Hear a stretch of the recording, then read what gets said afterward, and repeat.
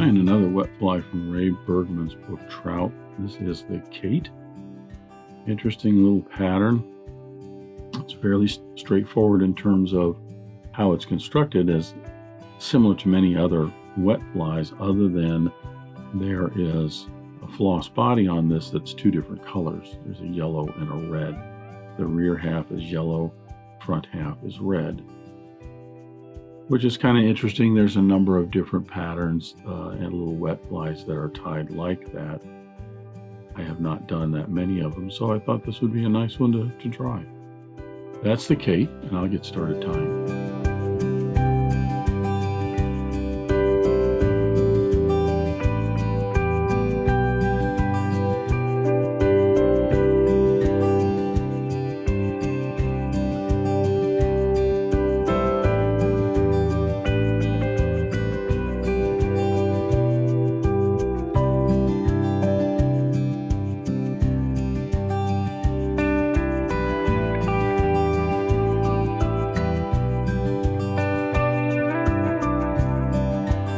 I'm going to start the Kate with my hook and the vise. This is a Mustad 33.99 in a size 6.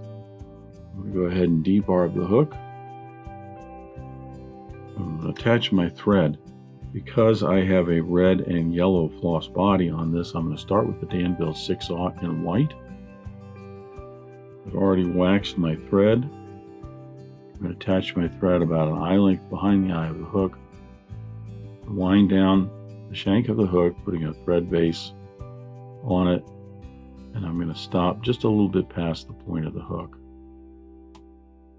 This is where I'm going to put in the tip. The tip is a gold tinsel. I'm using, this is a number 12 Danville, sorry, yeah, it is Danville, silver and gold Mylar tinsel, size 12.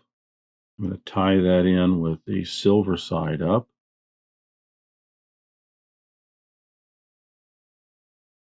Putting in 3 more wraps to secure that. I'll bring my thread back up to just behind the point. Now I'll apply that tinsel. Put about 3 or 4 turns coming down the hook shank. And then I'm going to come back up, stopping where my thread is at. So the tip should end right about the point of the hook.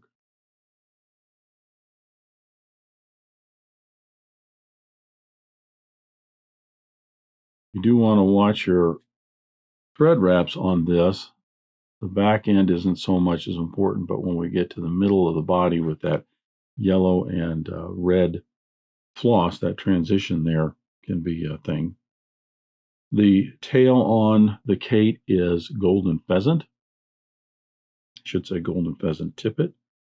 So I've selected about a dozen to 15 barbs off that. I'm going to tie those in about a shank length long.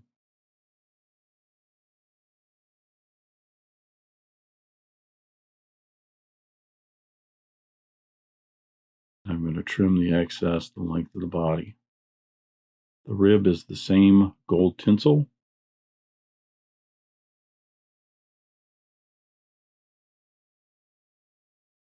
I'm going to tie that in silver side up.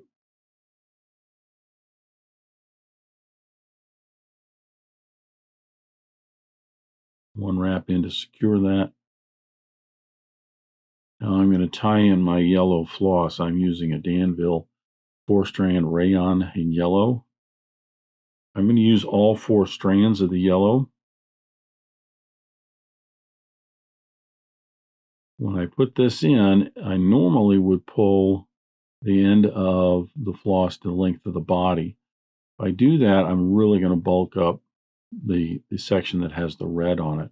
So I'm going to actually pull this down to halfway down the hook shank where the yellow will end.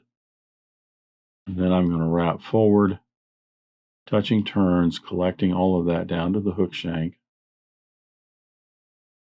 And I'm going to stop just halfway down the hook shank.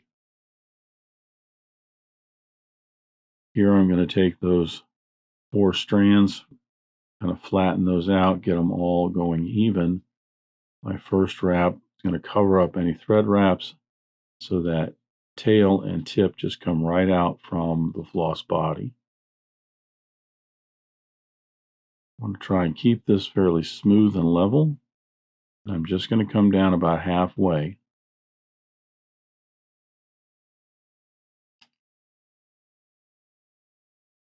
2, 3 wraps to secure that. Now I will trim this the length of the body. For the red, I'm using the same 4-strand rayon in red. What I found is that instead of all 4, I'm just going to use 2 of these 4 strands. And the reason is, if I use all 4, then this section right in here ends up getting kind of bulked up. You want to be careful to not get too many thread wraps in there and get that too bulky. It's kind of the nature of the beast in a way, because you've got all these other little things tied in underneath that end up kind of bulking it up, but you can mitigate that some by having a little bit less floss up on top. Then I'm going to wrap this in, trying to keep my wraps smooth and overlap enough, just enough, so that I can continue the same kind of diameter of the body as with the yellow. All the way up to the head space. Secure that.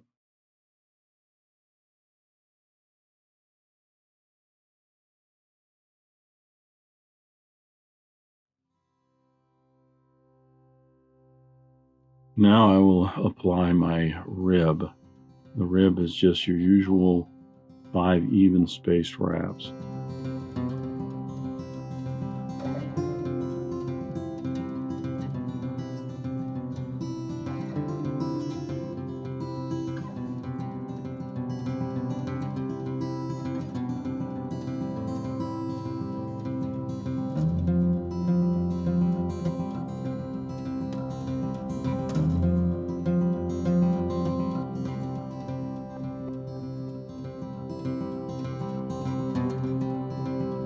You'll notice right in here I have just a little bit of a transition. You can see obviously a transition between the yellow and the red, but there's a little bit of a dip there and just a difference in diameter of the two.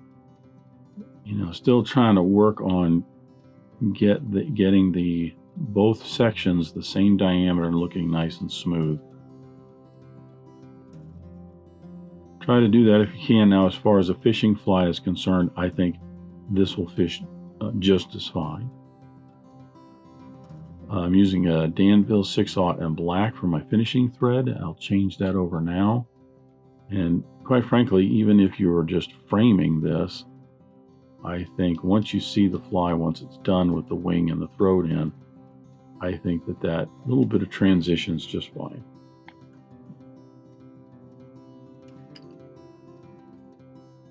Getting my thread back at the end of the head space, I'm going to tie in my throat. The throat is black Hackle, and I'm going to use some black Schlappen. I've already taken some barbs off both sides of the feather to get my slips together here. Bring that underneath. A little pinch and loop from underneath. Secure that in. Trim away the excess.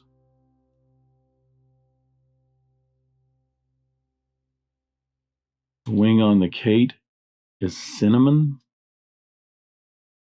I'm using some goose quill that I have that is a cinnamon color. I've got my right and left here. And I'm going to trim off some slips that are about the gap of the hook, maybe a little bit less.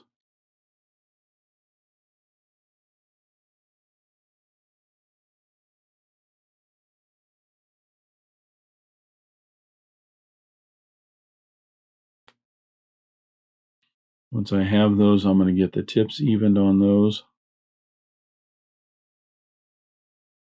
That's the first thing, is get those tips nice and even. And then I'll check for width. And as it turns out, the slip on my side is a little bit wider. So I will reach in with my bodkin and peel out 2 or 3 barbs.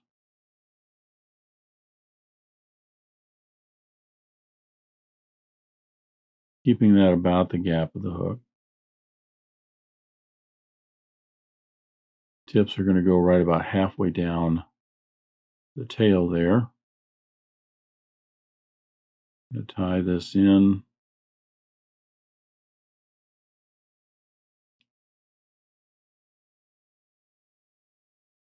Securing that in with 4 or 5 wraps to then take a look at that wing.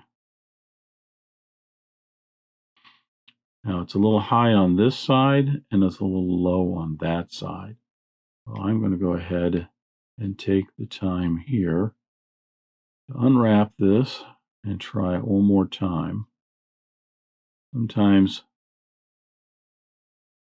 all depends on how your fingers are pinching it and where they're located at in terms of pinching and holding that in the right position.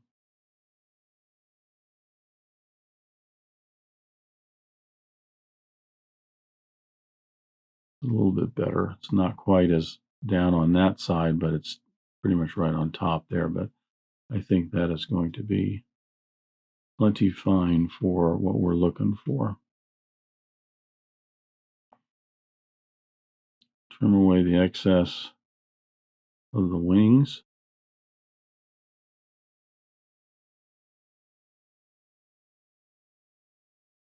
And now I will,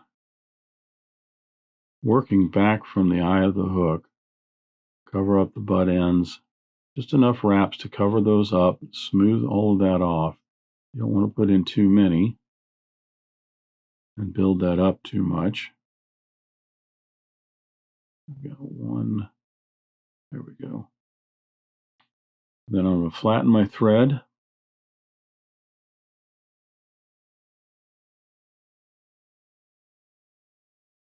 I'll put an 8 or 9 turn whip finish in here to smooth off the head of that. And the kite will almost be done.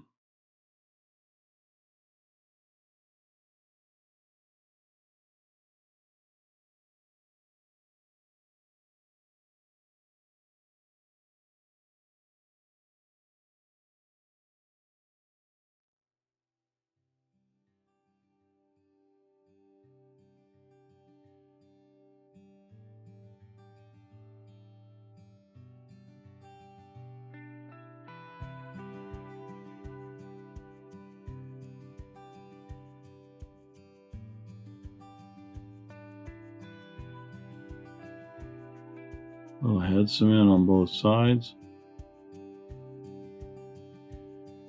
And I'll come back in a moment with some black lacquer and put a couple of coats on that to finish up the kite.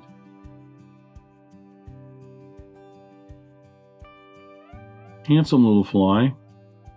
I think the cinnamon hackles for the wing generally are a little bit lighter than these. These are almost like a light brown.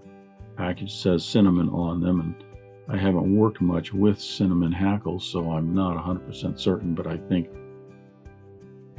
the cinnamon color is just a little bit lighter brown than that. So that is the kite. Thanks for watching today. Thanks for joining me at Devise today. I hope you learned at least a new pattern, if not a new technique, maybe a tip or trick here and there. If you have any questions about this fly or any of the techniques used in constructing this pattern, please leave them in the comments section down below. If you go to the trouble to ask a question, I'll go to the trouble to answer it. If you'd like to help dressed irons, please share this video with your friends and anybody you think that might enjoy this pattern. Until next time, remember, it's fly tying. If you're not having fun, then you're doing it wrong.